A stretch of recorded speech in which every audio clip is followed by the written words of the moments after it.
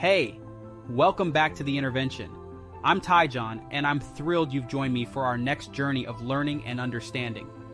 Today, we're tackling a critical subject that's shaped much of the contemporary landscape for the Black community in America, the history and the lingering impact of ghettos in the United States. We're diving deep, so buckle up. Many of us just focus on the recent past.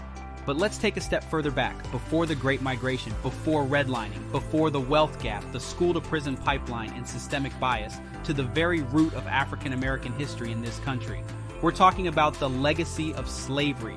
It's a grim chapter of our past, one that lasted for almost 250 years. Millions of Africans were forcibly brought to the Americas, stripped of their freedom, their culture, their languages, and their dignity. It was a brutal system that saw humans as property, and was the bedrock on which America's economic powerhouse was built. When slavery was officially abolished in 1865, the newly freed African Americans were promised 40 acres and a mule, a chance to build their own lives on their own land. But this promise was never fully realized. Instead, they faced a century of segregation, discrimination, and disenfranchisement, the effects of which are still felt today. Today's wealth gap, for instance, has its roots in slavery and the systemic denial of economic opportunities to African Americans. Think about it. The intergenerational transfer of wealth, largely through home ownership, has been a significant way families have gained and maintained wealth.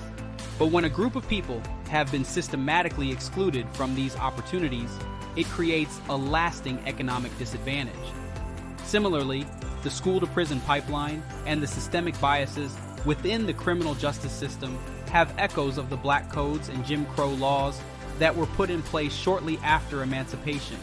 These laws were designed to control and criminalize African Americans, a theme that sadly resonates in our systems today. Understanding the legacy of slavery isn't about assigning blame or dwelling in the past. It's about recognizing how history shapes the present and acknowledging the injustices that still need to be addressed. It's about working towards healing and progress, towards a future where everyone truly has equal opportunities to succeed. So let's remember, as we journey through these conversations, we're not just talking about history.